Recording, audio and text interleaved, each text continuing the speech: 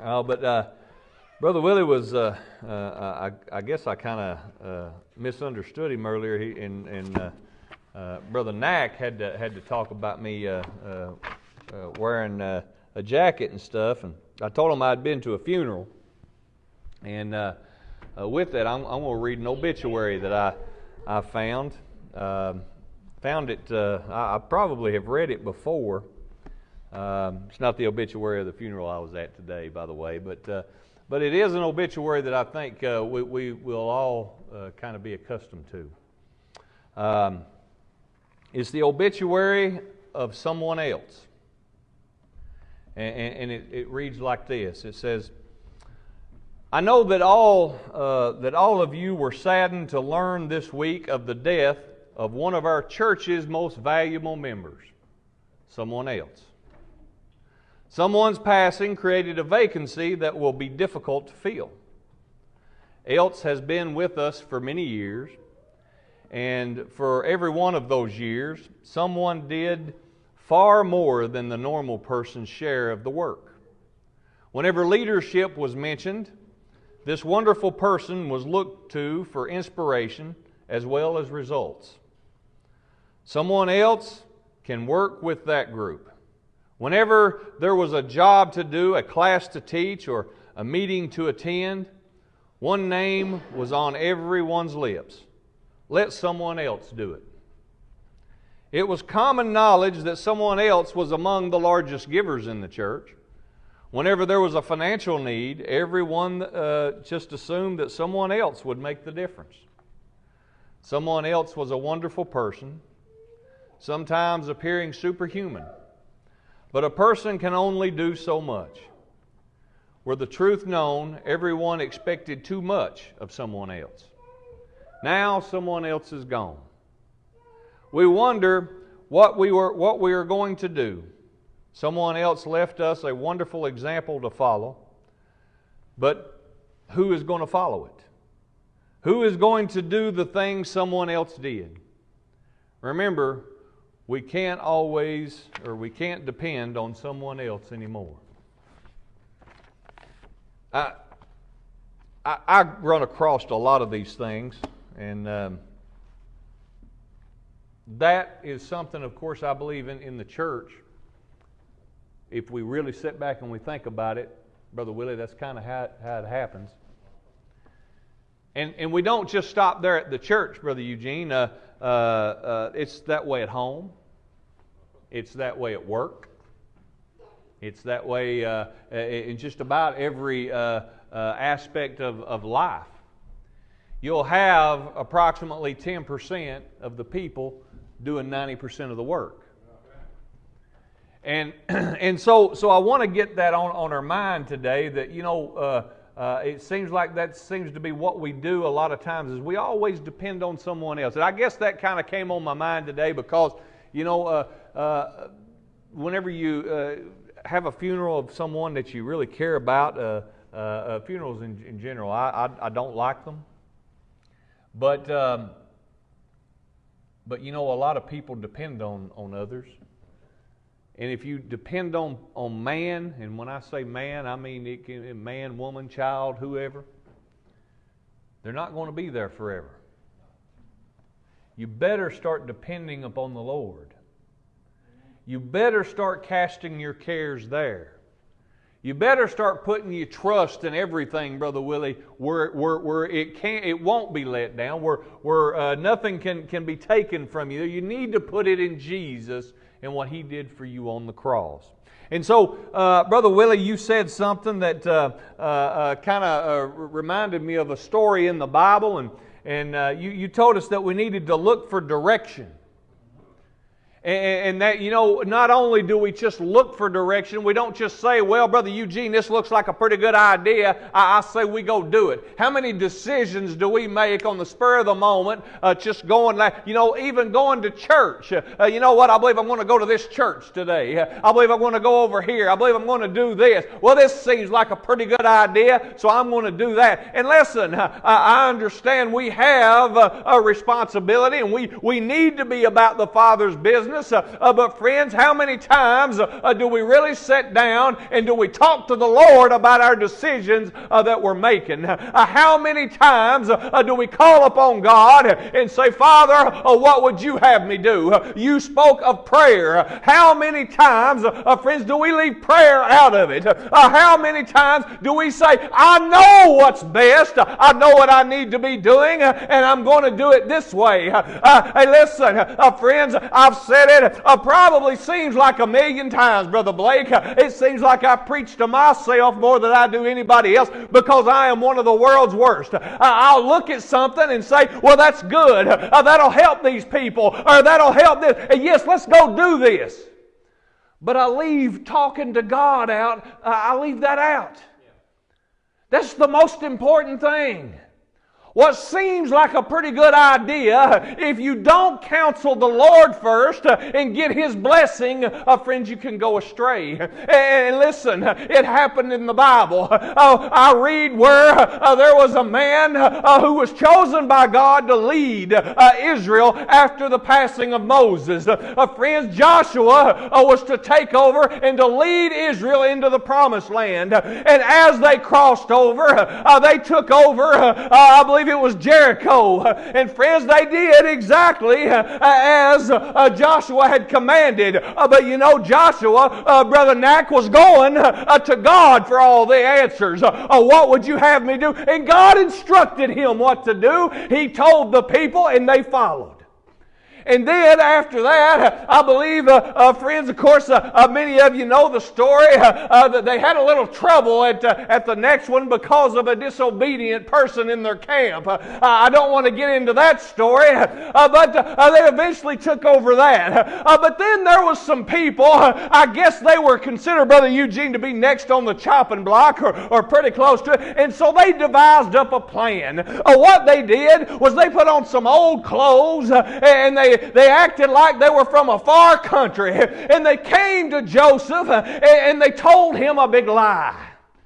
You know, they told him that they were not in this land and that they wanted to be friends to him. And so Joshua, being the leader that he was, I guess feeling like what could be the harm in this, he goes ahead and he makes a pact with them, I guess you could say.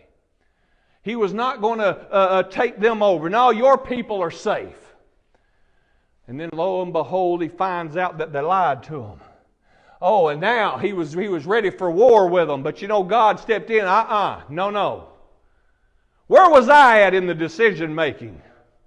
Why didn't you come to me?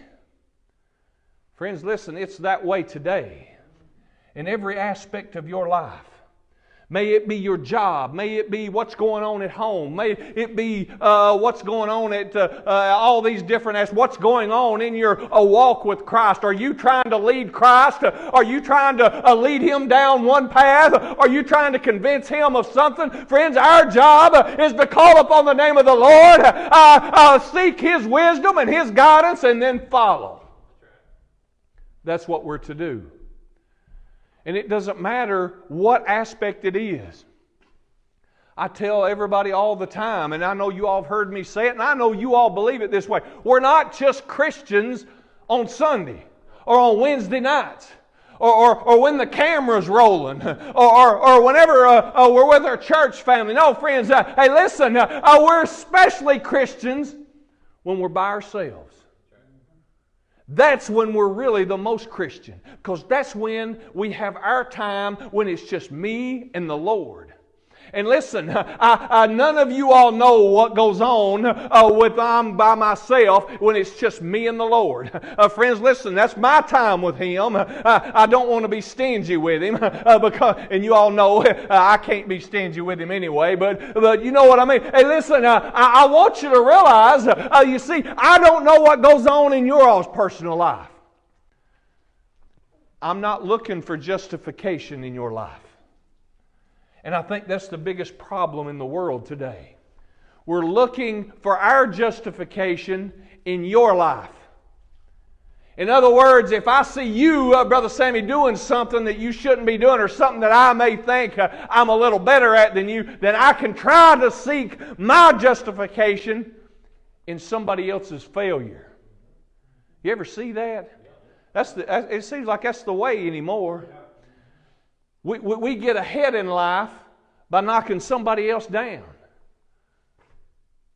But you see, friends, as long as we're looking for justification out there, we'll never receive it in here.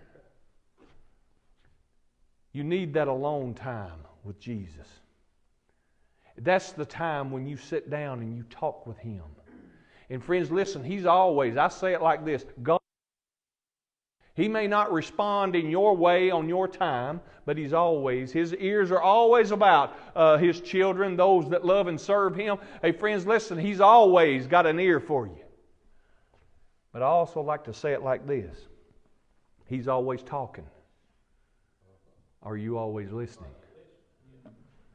I believe we had that little conversation before church started about how we have 2 ears and 1 mouth.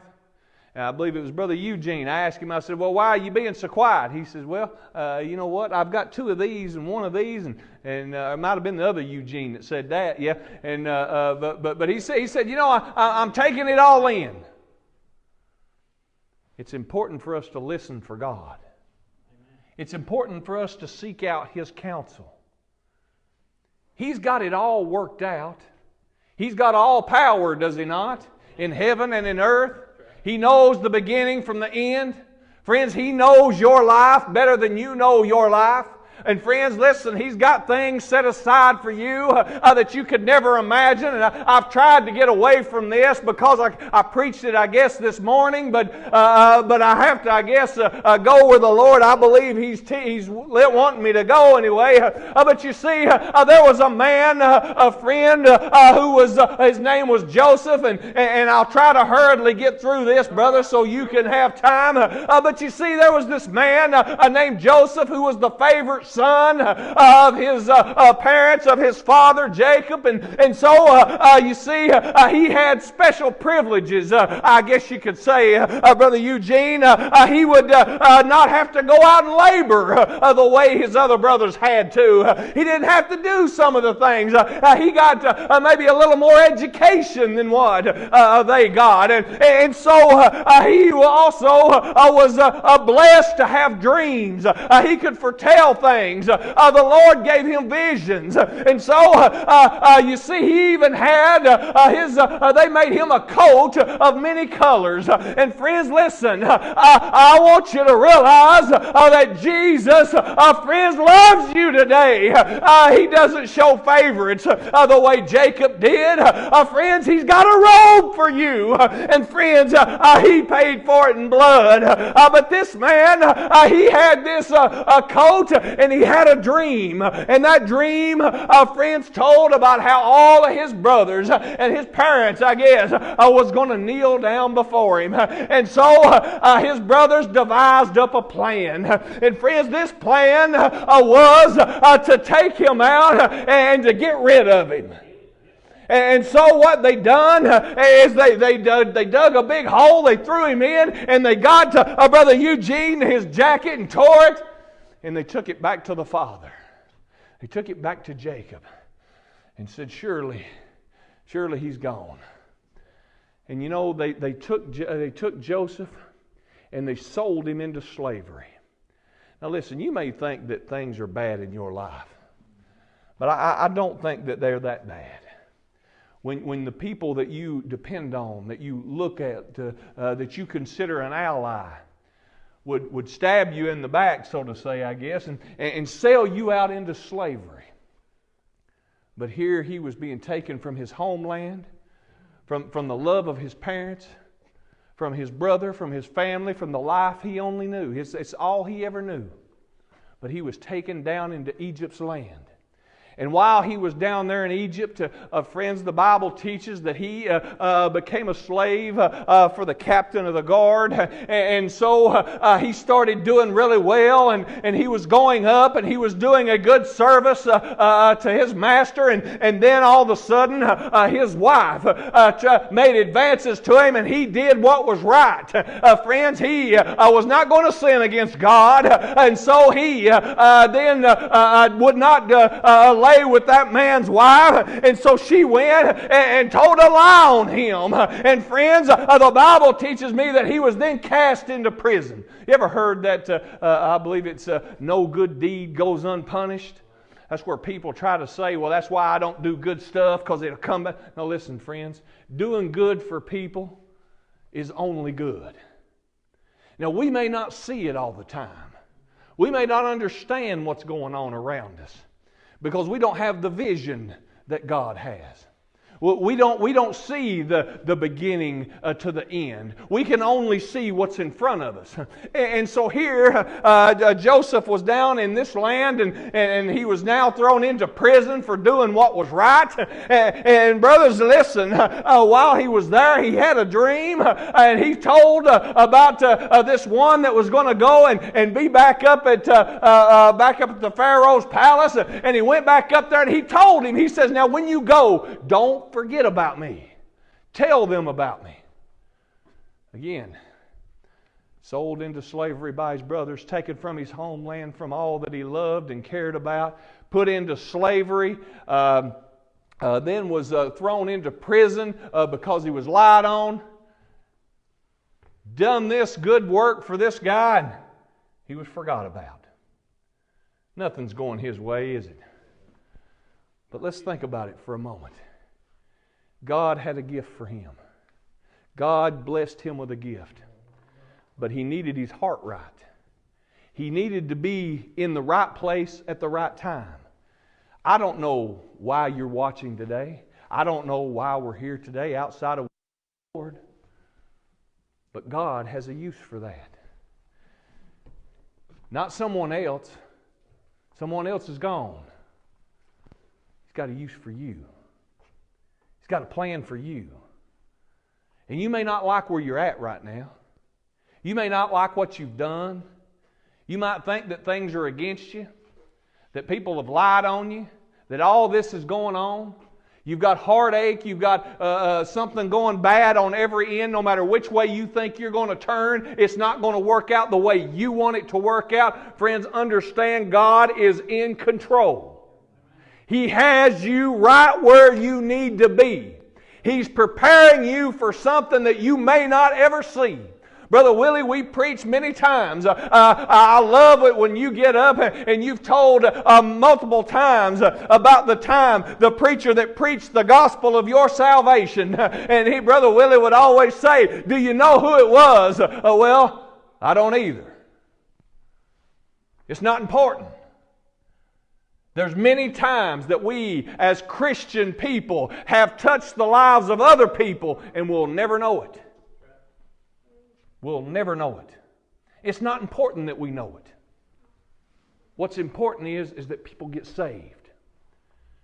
And God has a plan, and He has you right where you need to be, doing right what you need to be doing for something that's yet to come.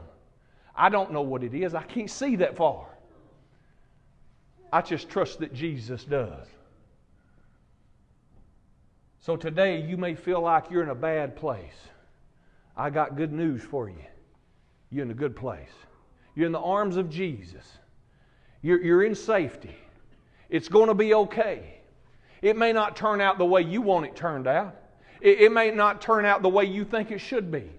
But right now is a great time to stop, to isolate yourself, and to pray. Talk to God. Let Him reveal something to you. Let Him come in and feel. You can feel His presence. Friends, there's nothing like the presence of the Lord. Because there will come a time whenever somebody will come knocking. When a situation will come up. You know, I never will forget. I had a situation one time where it was a great opportunity, Brother Stephen, for me to say something, to be able to say some good words to somebody. But I wasn't ready for it. I had the time. I had the ability. You know, I had the Word. I had it. I could have studied it all up, but no, I chose to do my own thing. And then when that moment came and that person asked me for advice or needed something, I was blank. Had nothing. That's not a good feeling. You see, I was being prepared, I had all this for this one situation that could have changed somebody's life. But I wasn't ready. Friends, I want you to be ready. You're where you need to be.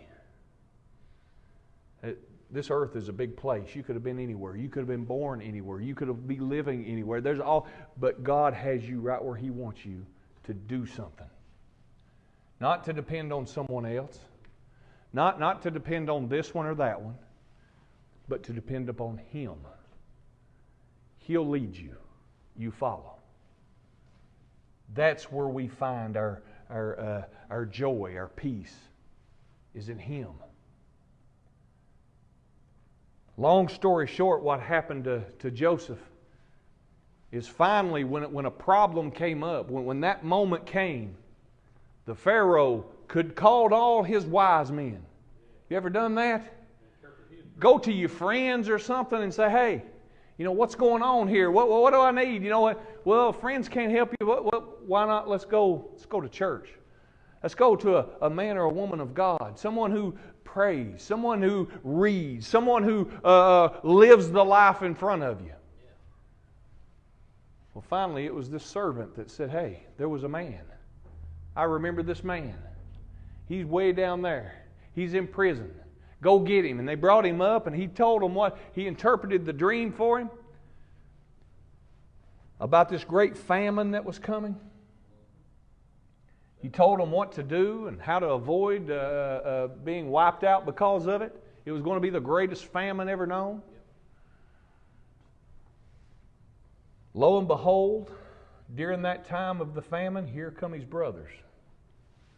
Now again, he was sold into slavery, betrayed, taken from his homeland, put into slavery and then into prison, then forgot about. Now, he's one of the greatest men in Egypt with great power. And here comes his brothers. And if you want to know the whole story, go read about it. I'm in a time crunch here, Brother Willie. So here he is, and again, long story short, they come, and he tells them to go and bring his father, bring everyone there. You see, God took one man and had to go through all those tribulations to get right in the one spot he needed to be to save God's people from extinction. Now, I'm not saying that we're here and we're going to save an entire nation from extinction. But what if you could be a light to your child, to your neighbor, to your parent, to a good friend, to a co-worker? Well, wouldn't it be worth it all? Wouldn't it be worth a little ridicule?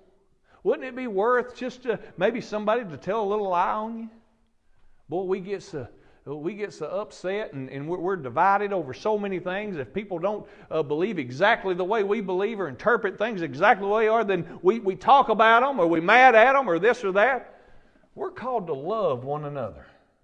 Now listen, just because I love you don't mean I'm just going to agree with anything you say. We've watered love down to that. That's not it. I love you. I'm going to tell you the truth. But I don't have to say it in such a hateful way. I can say it because I love you. And here's why. Because and this was my sermon, I guess, this morning, and what God or what his brothers meant for evil, God meant for good. We can't see what God has in store for us. We have to trust. We don't walk by sight, do we? We walk by faith. So our job is not to depend upon the preacher. I'm not saying I want you to listen to me. I want you to weigh and see if what I'm telling you is true. But don't rely on man. Trust God. God has given you everything you need. He's given you His Word. He's given you good Christian people to be a light around you. He's given you ministers to preach the gospel to you. He's given you a church that you can come and you can fellowship and you can grow stronger. Hey, listen, people want to say that the deck's stacked against us. I don't see how. God's given us everything. And if He holds all power in heaven and earth, then I think the stack's decked in our in our favor. If God be for us, who can be against us? I want you to have peace in this life, and I want you to have things. I'd like for you to have a comfortable life. I wish I could sit up here and say, boy, you know, it's all a bed of roses, but it's not. But as long as we keep our eyes focused upon Christ, it's never as bad as it seems. It is good. I want people to get saved. And I can't be a good light to them if I'm always dragging my head and woe is me and mad at everybody. That's just not the way it is. I'm a happy person. And I hope that I show that. I know, I believe, Brother Willie, I believe we've been people, maybe to a fault. We cut up and laugh and all this, and you know, maybe we need to be a little bit more serious sometimes. I don't know. But I can't help it. I have fun. Why? I got a home in heaven. I've got the God, the King of all kings, the Lord of all lords, the Creator of the heavens and the earth. He listens to me. I'm not His counsel by no means. But when I call out, He's there. He hears me. And I hear Him. I hear Him. I do. He talks to me. And I get in His Word, and it bears witness with me. And there's little things that someone will say that only me and the Lord know. Just, friends, He's so good. I want you to have that. You can't have it on your own. You can't have it by being better than your neighbor, or being better than this one, or being too good for that. The Bible teaches us that we must humble ourselves as little children if we want to enter into the kingdom of heaven. I want you to go to heaven. I want you to put your trust in the Lord. I want you to talk to the Lord. I want you to understand that, friends, He will lead you down roads you never thought you would go. I never thought I'd be standing here. You go back 25, 30 years, Brother Eugene, and you say, you'll be at the Rockford Church preaching. No, not me. It's not my life. Well, if you seek to gain your life, you'll lose it. But if you lose your life for the word's sake, you'll gain it. I want you to have life. So I want to get out of the way. I hope that it's been beneficial. I hope that if you're struggling right now with something, hey, listen, I've said this many times. I don't care what you did yesterday. I don't care what happened to you or what you did or what you said before church started. It makes no difference. It's gone. We can't change it, Brother Nat, can we? It's gone. What you can do is you can change your future. You can change your destination. If you're on that broad road heading down to, friends, a devil's hell, to destruction, if you're on that, there is an exit. And I like the way Brother Willie put it one time, there's an exit. You don't have to go all the way back to the start and start over. You can't do it. You're born in iniquity. You're born in sin. Friends, listen, you can't undo it. It's the way it is. But you can take that exit. And friends, that exit is that narrow path, and you must go through the gate. And that straight gate is Jesus. That's all it is. It's not this church. It's not that church. It's not this way or that way. It's Jesus. And Jesus loves you. He paid the ultimate sacrifice for you. I want you to have that. And you can. Ain't it wonderful that Jesus is listening to your heart right now? If you call out, He'll be found with you. He'll do what you can't do. I love you, and God bless you. Amen. Come on,